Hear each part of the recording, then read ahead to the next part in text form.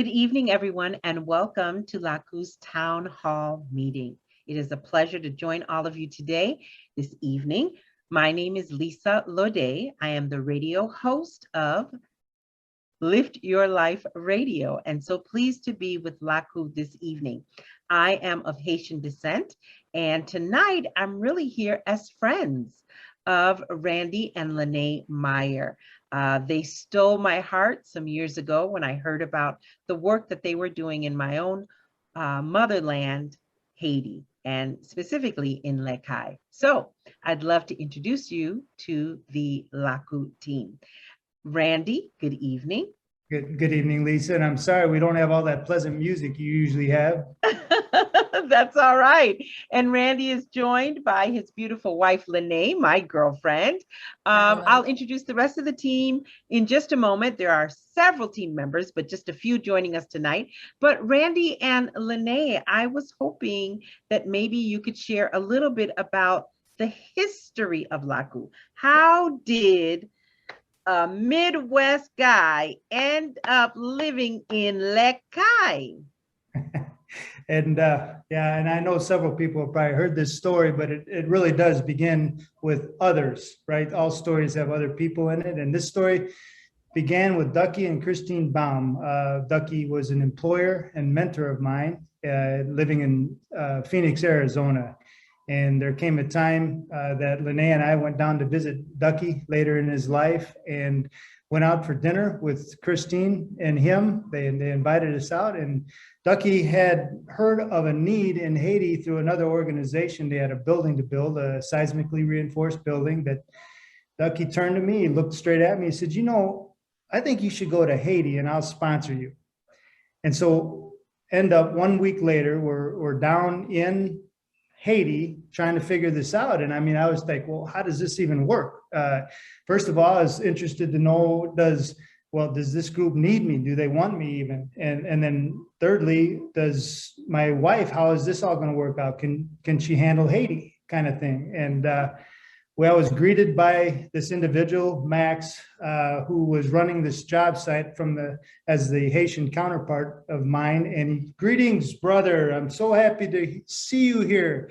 We are the pupils. You are the teacher, kind of thing. And I'm like, okay, that might be part of the sign to come down here, but I still wasn't quite convinced. However, this place just captured our heart. Right. We thought it was going to be just one job. It ended up being multiple jobs over many years now, and just started asking the question, what if we just started using construction as the bridge to bring consistency, right, and stability into people's lives? They bring education into that picture, bring jobs into that picture, reach out into their communities and just see what kinds of stability and factors we could help them with so that when opportunity knocks, they're prepared. So bel bagay. Good stuff. Lene, he's translating for me now. The beautiful thing. Yeah. Lene, I'd love to hear from you. What came to mind when Randy said we're going to Haiti? Throughout this process, what were you thinking? Well, thankfully, when we were out for dinner, Chris and I were having a private conversation, and Ducky and Randy were. So she actually mentioned that, would you ever consider going to Haiti? And I said, well, if that's what's next on our agenda, yes, because Randy had been kind of wondering what was going to be next for him. And he was kind of tired of just the business here in the US and was looking for something that he could give back. And so it seemed like a really good fit. And we went down to Haiti for 3 days, like he said, just to try it out, to see what we found. And I am a person who loves relationships. So as you know, Lisa, Haitians are big with relationships. Yep. That is something that is very dear to them. Number one, because a lot of them, that's what they have, right? They don't have a lot of other things. And so relationships mean a lot. So I fell in love with the culture and the relationships. And we were there for 9 months the first time, went home and came back and forth and did several other jobs. And then in 2017 is when we formed Laku, really feeling like there was a need for more construction training to really give the opportunity for learning. Yeah. You're changing so many lives. You've done that already and you continue to do that. And of course, you're unable to do that without a team. So let's meet some of the other team members. Bernice, why don't you introduce yourself? Bonsoir tout le monde. Good evening, everyone. Moi content avec nous assoya. It's a pleasure for me to be with you all tonight. Moi c'est Bernice Charles, ingénieur civil. My name is Bernice Charles, engineer civil. Moi c'est chef opération pour affaires business IGSA. I am the chief of operations in the domain of business and IGSA. Moi content pour des compétences moi dans Lakou ak IGSA pour me servir communauté ma pays. I'm happy to bring forth my competence to help Haiti with their constructions. Merci. Thank you. Thank you so much, Bernice. We're glad to meet you. We're glad that you're here. Dave, why don't you introduce yourself? Good evening, everyone. It's good to see many of you again and to welcome some new folks aboard. My name is Dave Harris. I'm an original board member here at Laku and longtime friends with Randy and Lene, and we circled back into each other's lives, and they've taken me on some wild adventures, and I hope to take them on some too. So it's How hot is it today? How hot was it, Dave? Oh man, I don't know. It's too hot for me. It's stifling. That's for Well, sure. you know, I know you turned the fan off so that we could hear you, but please feel free to turn the fan back on, all right? We don't want you to melt while we communicate. Start to fade out of the picture, you know what happened. All right. Kobe, our translator. I met Kobe a few weeks back. He was one of the first responders representing Laku, helped save lives. You know, we owe you so much. I don't know how we could ever repay you for the dedication that you and your team members demonstrated on that terrible night. Introduce yourself. Thank you, Lisa. Good evening, everyone. My name is Franco Kobe. I am the coordinator of Haiti operations. Basically, to keep it short, I'm just the man that keeps things rolling. I gotta make sure everything keeps rolling in Haiti as our operations. Yes. Thank you all. It's a pleasure for me to be here with you all. Kobe, I was going to go straight to Randy, but I was reminded just for, you know, a few seconds, tell us what tools did you remove from Laku's yard to help save lives after the earthquake? Well, when you talk about tools, you would think that it's something big, something major, but it's these little tools that became something very big for us in Haiti, such as chainsaws and hammer drills and concrete, just little machine equipments that we had in our possession. And thanks to Mr. Randy, he showed us and showed a couple of the guys how to use them. And when the earthquake happened, nothing else came to our mind but to grab and go help. And it was a pleasure for us till this day. We are happy that we did that. Thank you. Thank you. On behalf of all of us, and I'm sure all of the Haitians in that area, thank you so much. Randy, you were stateside when the earthquake happened, but you are now on the ground in Haiti. What were your initial reactions about arrival? Right. So, I mean, you know, we got that phone call from Kobe August 14th, the moment that the earthquake was happening. He's running out of his house carrying 2 kids and the place is shaking.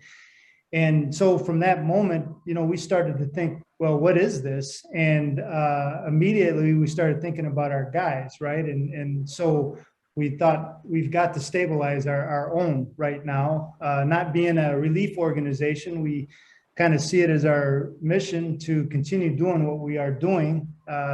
So honestly, when I got to the Lakou airport and drove from there to our house, it was a little underwhelming. The folks had already started cleaning up houses and it didn't seem like there was so much damage. But I tell you what, we were out visiting all of the participants over several days and getting out into different areas like Camparen in the north, Cavaillon in the east. There is so much damage. There's so many houses down and flattened. I mean, it's just a bad situation that got worse. So I guess that's kind of my initial reaction to what's happening, and just a recommitment to get our guys, stabilized. So I'm going to come back later on, Randy, and ask you what gives you hope. All right. But I'm going to give you a little bit of time to think about that so that you can have an answer for me. I'd like to hear from Kobe. We know it has been a really difficult couple of weeks since the earthquake on August 14th, and that people are doing what they can to pick up the pieces. Kobe, as Laku's operations coordinator, you've been coordinating the team to respond to the needs. What are you seeing? How are the people of Haiti doing, specifically in the Lakou area? Lisa, from my point of view, people are, just trying to get back on their feet, but, it's still very difficult for them. They still have that same fear in their hearts that this place could shake up again. And, and most people that lost their homes, they're pretty much hopeless because they don't have a home to go into. If it rains, it's going to be outside, whatever, the sun outside, Till this day, at this time right now, you can't even drive downtown because everyone open up their tents or tarps right there in the middle of the road in front of their homes because they don't have a home to get into. So I think it's still very difficult for them right now at this moment. So we're told that there are individuals still sleeping in plain air, no tents. Some of them have no tents. Is that correct? Absolutely. There's very few with tents. But most plain, just with a tarp or a sheet. And that's because their houses came crumbling down. So, Randy, I know that Lakou had built, you led a team of Haitians and others, and had built a number of structures prior to the earthquake. I'm going to put you on the spot, ask you how many, three-part question. okay. What were the buildings used for? And third, I'm interested to know how many were flattened or damaged after the earthquake. Man, you did put me on the spot. Okay, so since we arrived to do that first project that Ducky sent us down for in 2013, I guess we've been involved. Lakou started 2017, 2018. Our first project for Lakou was in 2020, but all told, all of the projects we've been involved in, there's been seven major projects in that time, plus several minor projects during that time. And I mean, I get what else did you want to know? You wanted to know exactly. So you've built 7 main structures. So what were they used for?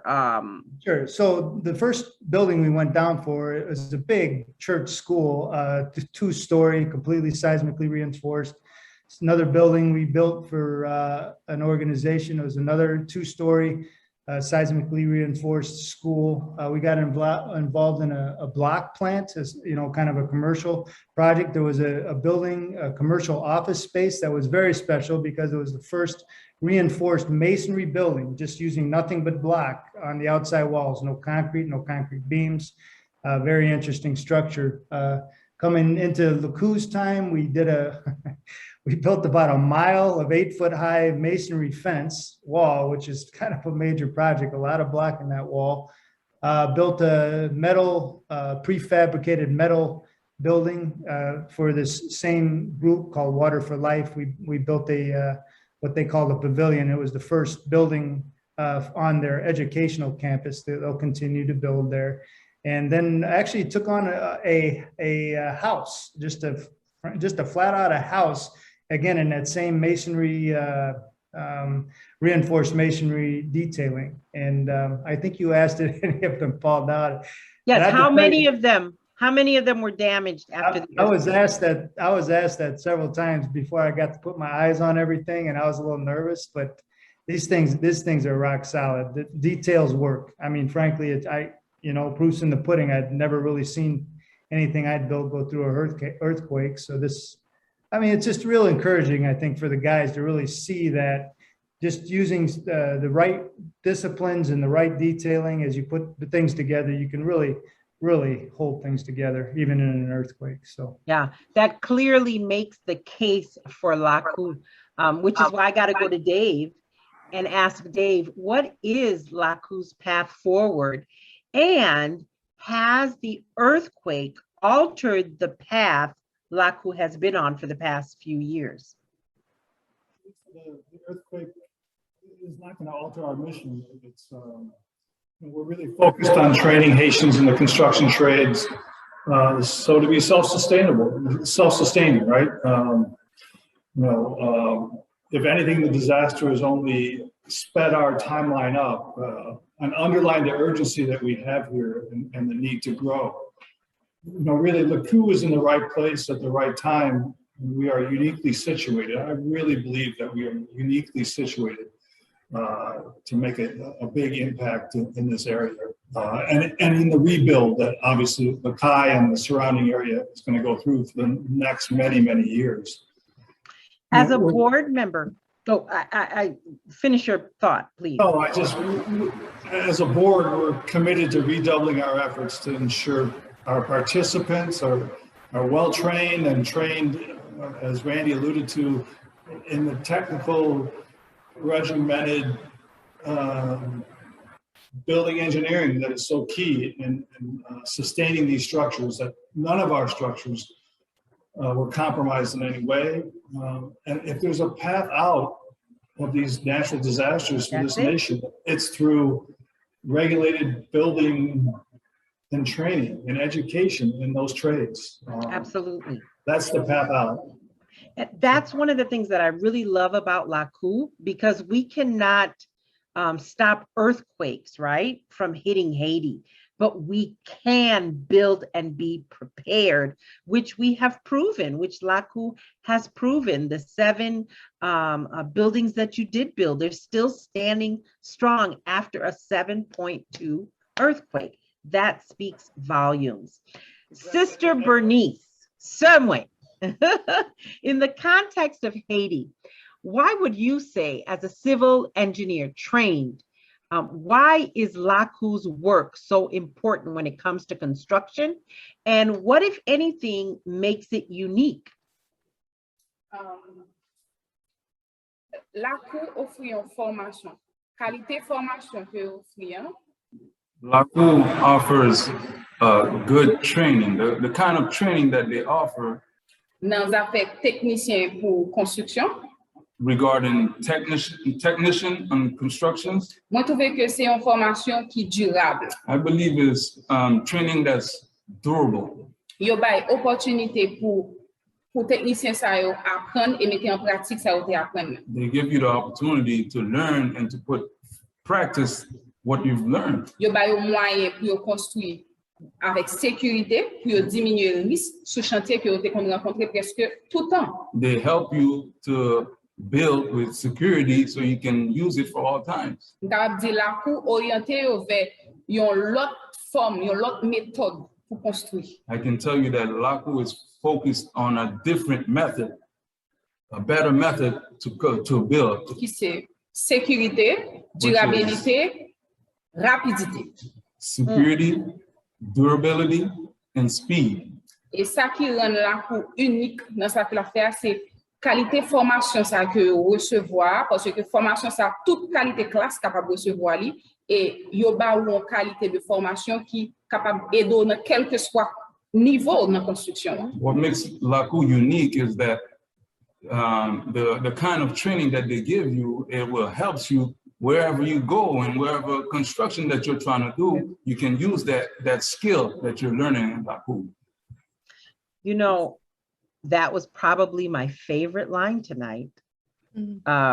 Bernice, you said that it doesn't matter what class, what level, what type of structure, how large, how small, everyone can use this training for whatever it is that they're building, and it will withstand the earthquake. That is hope. That's what Laku is bringing. That's the hope that Laku is bringing across the mountainside, right? I don't have to be a millionaire to have a home that will stand against the earthquake. Ah, ou fait me contact, merci. Et m'a pas ajouté tout que nous capables de réponse à ça m'a dit après tremblement de terre 14 août là qui se passait, toute construction là pour tomber. And you can tell from after the earthquake, all the building that Laku built is still standing. Son fierté pour participer nous yo pour ouais que méthode que a offrir nouvelle qualité de formation ça les bon. It's a pleasure for the team to see that the new ideas and the new technique that they're using is very good for them. And the team was made up of who? Randy, le team us. Beautiful. Natives, right? Natives? Yes. Thank you. Lene, a question for you. Do you see continuity and consistency as important for the participants and their families you have come to know through the work of Laku? Absolutely. That is something that my husband uses: hard work, one good direction for a very long time. So it is the consistency. Hold on, Lene. I'm going to have Randy translate that for you into Creole. Travail dit, une direction pour longtemps. Beautiful. Go ahead, Lene. Thank you, Randy. Okay. So, you know, the consistent and continual on-the-job training, the teaching, the education, the employment that the participants have builds their confidence and dignity that they can provide for their own family and take care of their own family. And then also walking alongside our Haitian family there is building trust. And I didn't realize how much building trust would go mutually, right? It's for the Haitians to be able to trust us that we have their best interests at heart. We're there to help them so they can have this employment, they can have these strong buildings, that they don't have to keep rebuilding. Yeah. Yeah. Regardless of the size, right?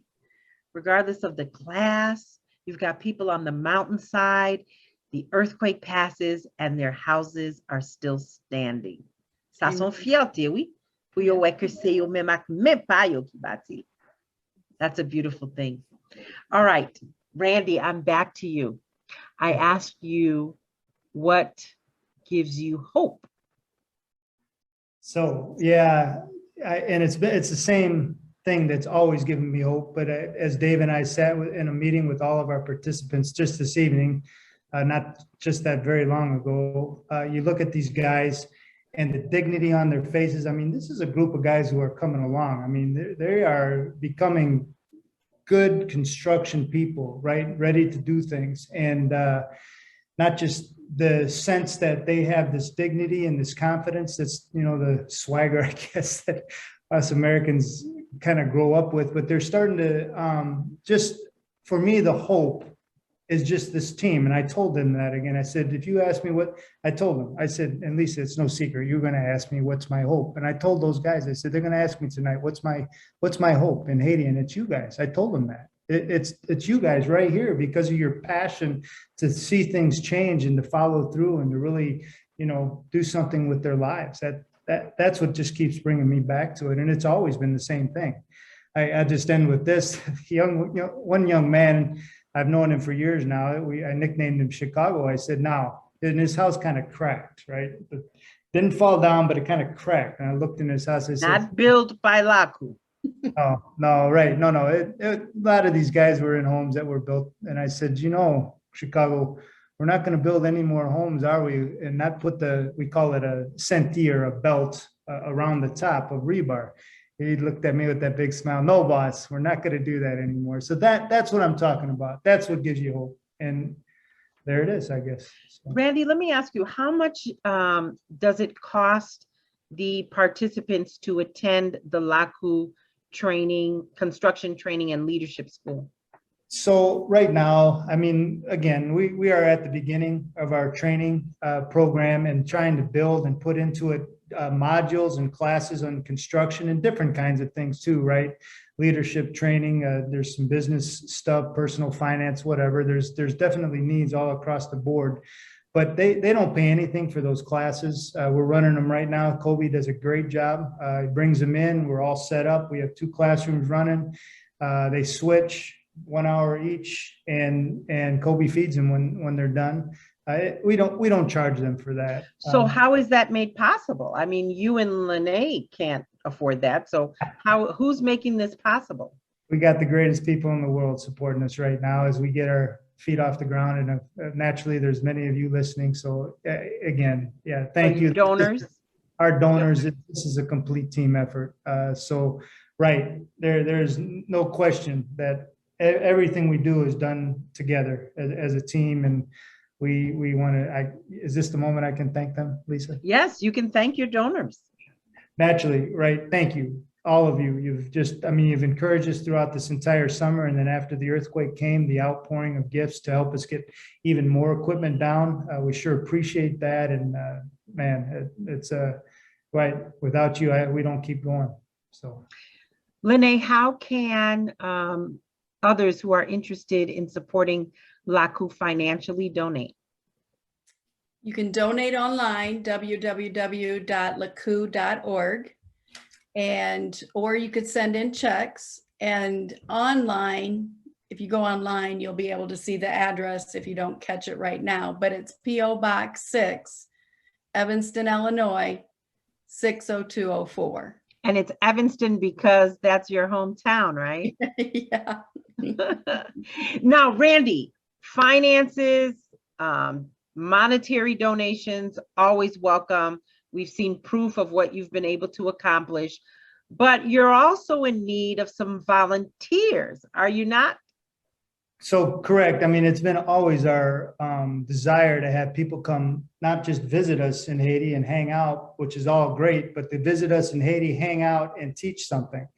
And we could use folks who are sponsored as tradespeople to come down and spend some time with our guys. I mean, they need that interaction with multiple different kinds of people. We truly need the right individuals, with right qualifications to come even teach in our classrooms. There are modules. We teach 12 class modules, simple in out. I mean, folks can do this. We just work something out with them on what we're teaching. And then last of all, and our greatest need right now is we do need somebody on the ground right now who is a mechanic, who would love to not only use his skills to keep all of our equipment going, but to use his ability to train our guys. I mean, we have a program path just simply set aside for mechanics, but it lacks the teacher right now. So we're needing to grow this for sure. So those are a few of the things. As we grow, this too will grow. Dave, I'm going to ask you for others who may be thinking about volunteering their time and coming down to Haiti. Do you have words of wisdom or advice? Don't hesitate. You know, the media in the United States paints such a bleak picture of this wonderful country. You should not be afraid to come to either help, teach, or to visit, to drop in to see and meet the team here, to meet all the wonderful participants and to see the country. M'apprécier ça, m'apprécier ça. Well, it has been my pleasure. I'm honored to have been asked to facilitate this evening as a moderator. I'm so excited about the work that you're doing. I love both of you as a couple, but I love you because of the love that you have for my country. So thank you. Thank you so much.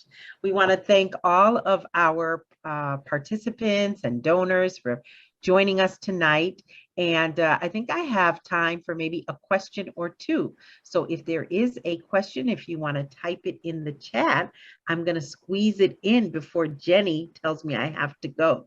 So do we have any questions? All right, this is your opportunity before we say goodbye. As we are waiting for those questions, I'm very,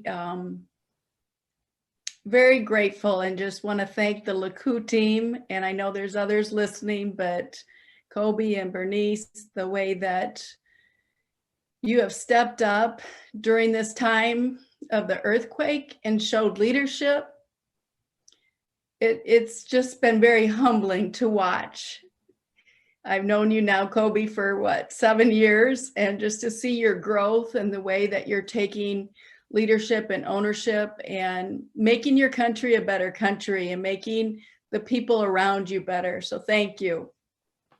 I know one of the mottos at Laku is, with education and opportunity, Haitians will change Haiti.